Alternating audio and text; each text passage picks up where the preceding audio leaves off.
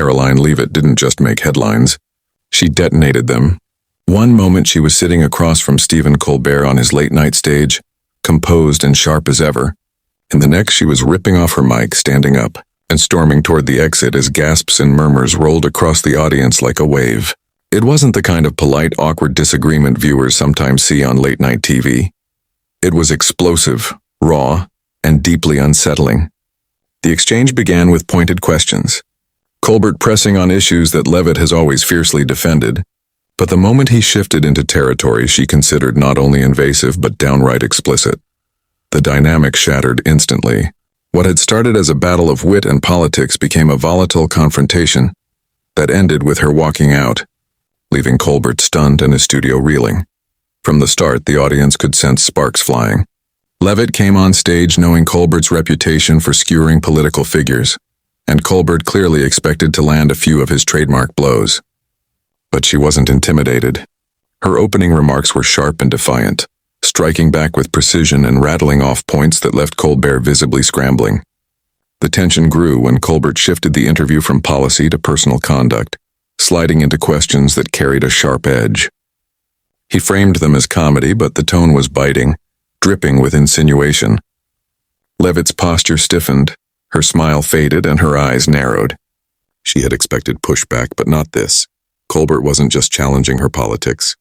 He was poking at her personal boundaries in a way that blurred the line between satire and provocation. The audience's laughter grew uneasy as the questions turned more graphic. Colbert using humor to push further than most hosts would dare. Leavitt interrupted him mid-sentence, her voice steady but laced with fury, calling the remarks inappropriate and accusing him of crossing a line. The crowd gasped, some clapping in support, others waiting to see if Colbert would back down. Instead, he smirked, leaning back in his chair as though daring her to keep going. That was the breaking point. With a sharp tug, Leavitt yanked off her mic, tossed it on the chair, and rose to her feet. The audience erupted in chaos, half booing, half cheering, while Colbert tried to play it off with a joke that fell flat against the rising noise. What made the moment so gripping was the raw authenticity of it. In an era where most political figures are coached to stay calm, smile through hostility, and never give a soundbite that can be weaponized, Leavitt broke the script entirely. She let the world see her fury, unfiltered and unapologetic. As she strode toward the backstage curtain, her heels clacking against the floor, the cameras captured every second. Colbert's expression shifted from smug amusement to visible discomfort as he realized this wasn't just late-night banter gone wrong. It was an unfolding spectacle that would dominate headlines. Backstage staff scrambled, unsure whether to cut to commercial or let the cameras linger. For a moment there was silence in the studio, an eerie stillness that no laugh track could cover. Colbert cleared his throat, tried to make another joke, but it only highlighted the awkwardness. The audience, sensing the magnitude of what just happened, stayed locked in stunned disbelief. The walk-off wasn't staged, wasn't scripted. It was real, and everyone knew it. Within minutes, clips of the moment began circulating online. Social media ignited with hashtags and heated commentary. Some praised Leavitt for refusing to tolerate what they called disrespect disguised as comedy, while others accused her of being unable to handle tough questions. The polarized reactions mirrored the political climate itself, splitting into camps of outrage and admiration. But regardless of opinion, everyone agreed on one thing. No one had seen an exit quite like that on live television in years. Analysts quickly pointed out that Leavitt's decision to walk out might actually strengthen her image among her supporters. She didn't look weak. She looked fed up. For her base, it was proof that she wasn't just another politician, willing to sit and smile while being humiliated. Instead, she chose dignity over performance, drawing a hard line in an industry where boundaries are often blurred for the sake of entertainment. In contrast, Colbert's handling of the moment was criticized as reckless, with some suggesting he had underestimated Leavitt's willingness to fight back. The fallout extended beyond the studio. News outlets replayed the walk-off on a loop, dissecting every second of body language, tone, and expression. Commentators debated whether Colbert had crossed into inappropriate territory or whether Leavitt had overreacted. The argument wasn't just about two personalities clashing. It became a debate over the nature of modern entertainment itself. Was late-night comedy still a space for satire, or had it drifted too far into exploitation? And when does humor stop being funny and start being damaging? For Leavitt, the walk-off was more than just a moment of defiance. It symbolized her larger battle with a media landscape she believes thrives on cornering, mocking, and misrepresenting political figures who don't align with mainstream narratives. By leaving, she denied Colbert the chance to control the exchange. She flipped the script, making the story about his overreach instead of her reaction. Colbert, however, found himself caught in the crossfire. His team scrambled to spin the incident as a comedic misunderstanding, but the raw footage spoke louder than any press release. Viewers had seen the discomfort, the explicit tone of the questioning, and the visible anger that followed. The narrative wasn't so easily managed. Even days later, the moment continued to ripple across the political and entertainment landscapes. Supporters of Leavitt shared the clip as proof of her toughness, rallying around her with hashtags celebrating her refusal to bow to Hollywood's late-night giants. Critics argued she had missed an opportunity to defend herself more powerfully by leaving, suggesting that walking away looked like surrender. But those takes overlooked the visceral power of the act itself. Walking off isn't always retreat. It can be a declaration. In the end, Karoline Leavitt's storming off Stephen Colbert's stage wasn't just about one interview gone wrong. It was about a cultural clash unfolding live, about the blurred lines between comedy and cruelty, and about the decision to stand up, or in this case walk out, when those lines are crossed. The image of her leaving, unapologetic and defiant, will linger far longer than any punchline that night. And as the debate continues to unfold, one thing is certain: that moment wasn't just television. It was a cultural flashpoint, and the echoes of it are still being felt long after the cameras stopped rolling. The walk-off became the kind of viral lightning bolt that no PR strategist could have planned, yet every newsroom craved. Within an hour, the clip was trending on every major platform, dissected from every angle, her voice breaking through the tension, the slap of the microphone against the chair, Colbert's frozen grin as the reality of live television chaos dawned on him. Comment sections became battlegrounds, with some praising Leavitt as a fighter against media exploitation, and others mocking her as too fragile to handle the heat. The debate was as fierce as it was relentless, and suddenly what should have been just another late-night interview turned into a national referendum on civility, comedy, and boundaries. In the days that followed, the clip spread far beyond its original broadcast. Morning shows replayed it, political podcasts debated it, and even rival late-night hosts weighed in, some taking Colbert's side with sly jokes, others cautiously sympathizing with Leavitt's position. What stood out most, however, was how raw the footage felt. In an age of carefully curated political messaging, her storming out was unvarnished emotion. It wasn't poll-tested, wasn't cleared by advisors, it was instinct, and that authenticity struck a chord. Leavitt herself didn't retreat into silence. Instead, she doubled down. The morning after the incident, she appeared on a conservative radio show where she called Colbert's questions not just disrespectful, but degrading, accusing him of using humor as a shield for explicit insinuations. "There's a difference," she told the host, her tone measured but fiery, "between asking hard questions and weaponizing embarrassment. I will never sit quietly and play along with that." Clips of her radio appearance quickly went viral too, amplifying the narrative that she had turned a humiliating setup into a declaration of personal dignity. Colbert, on the other hand, faced mounting criticism, not just from Leavitt's supporters, but from viewers who typically applauded his sharp satire. Some felt he had leaned too far into shock humor, turning an interview into a spectacle at the expense of fairness. Editorials appeared in mainstream outlets questioning whether late-night comedy had crossed a cultural tipping point. Was the pursuit of ratings worth pushing guests past the point of dignity? Had the role of the late-night host morphed from entertainer into interrogator? Behind the scenes, reports began to leak that Colbert's production team hadn't expected such an outcome. Staff members allegedly scrambled after the walk-off, debating whether to cut the segment entirely or air it as is. In the end, they left it largely intact, reasoning that editing would only invite accusations of cover-up. But that decision meant Colbert couldn't control the narrative. Millions of viewers saw the exchange exactly as it unfolded, unfiltered and unsanitized, and the damage or the impact depending on perspective, was irreversible. The political world quickly seized on the drama. Allies of Leavitt praised her resilience, framing her exit as a stand against Hollywood elitism and media bullying. Fundraising emails invoked the clip, urging supporters to rally behind her as someone unafraid to stand up to the cultural establishment. Opponents, meanwhile, painted her as thin-skinned, arguing that a strong political figure should withstand tough, even uncomfortable questions. The polarized reactions only magnified her visibility. Suddenly, she wasn't just another guest on a talk show. She was the headline itself. For the public, the incident tapped into something deeper than a TV spat. Viewers saw in it their own frustrations with a culture of entertainment that often blurs the line between humor and humiliation. Some identified with Leavitt's decision to walk away, recalling moments in their own lives when they wished they could have stood up and refused to play along. Others sympathized with Colbert, defending his role as a comedian whose job is to push boundaries and expose hypocrisy. The clash wasn't just about two personalities.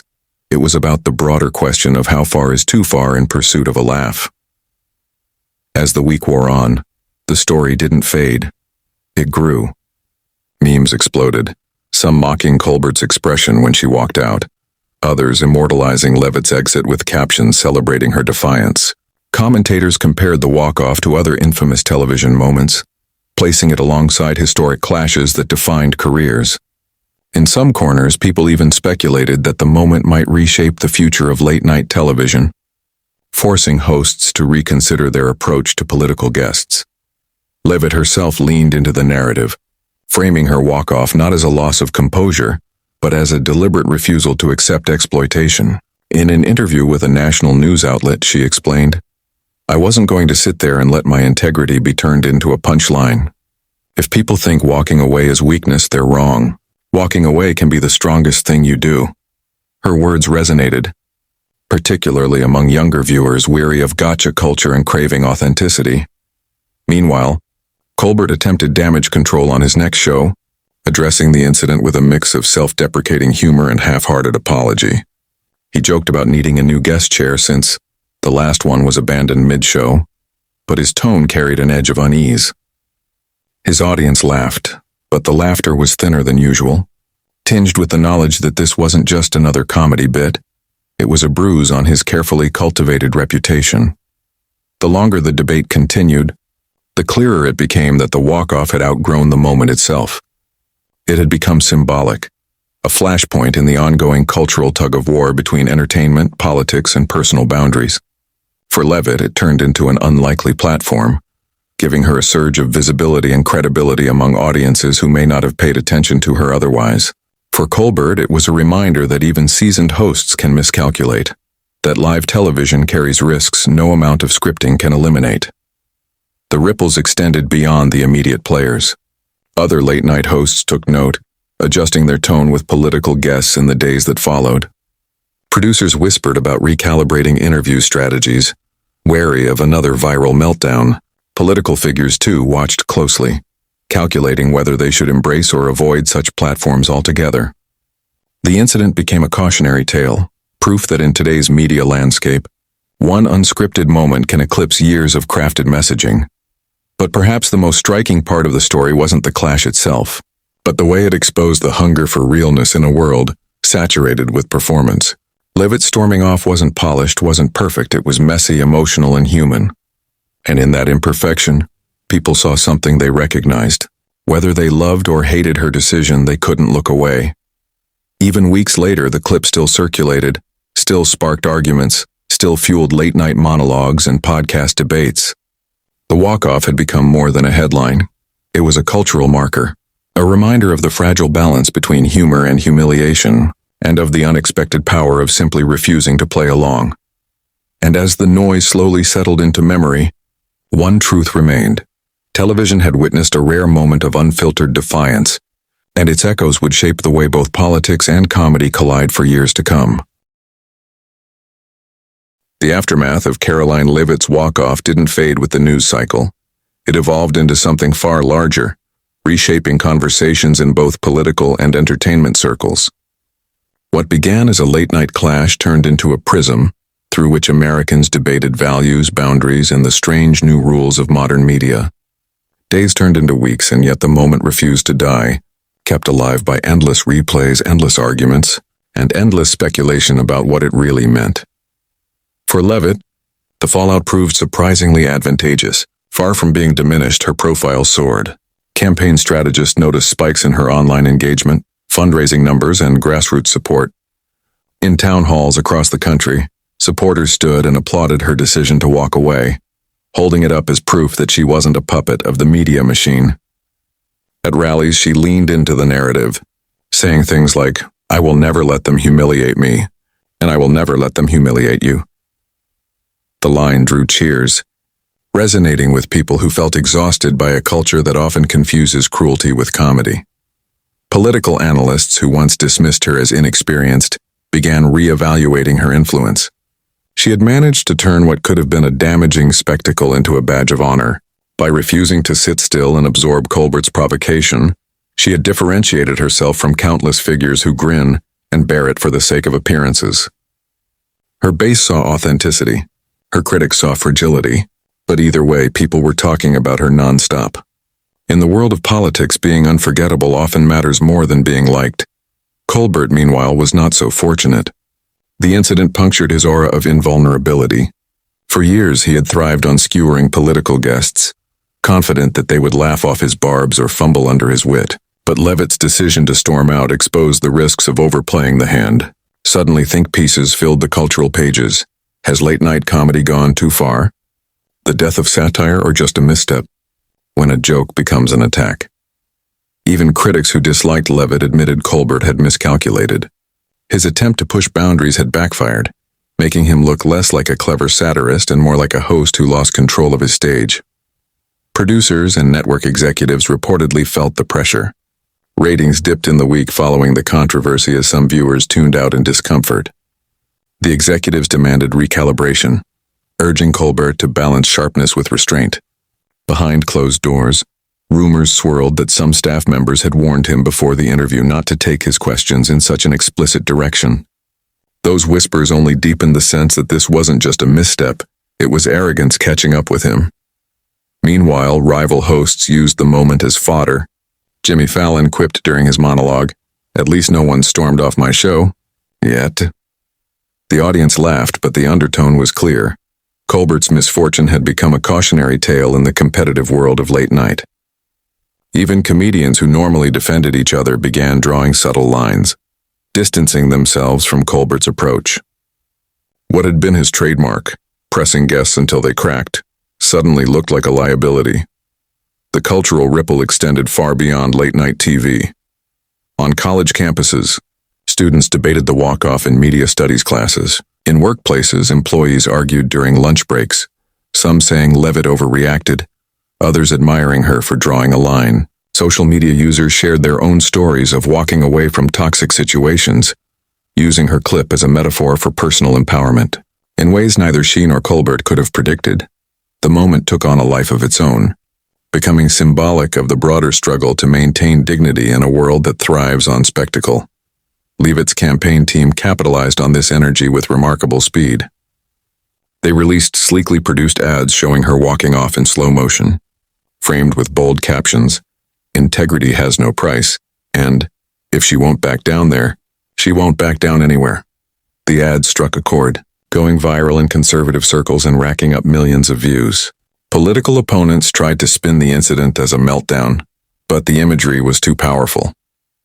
Walking out wasn't framed as weakness, it became a rallying cry. Her opponents, however, saw an opening. They argued that a true leader should face even the most uncomfortable questions head-on.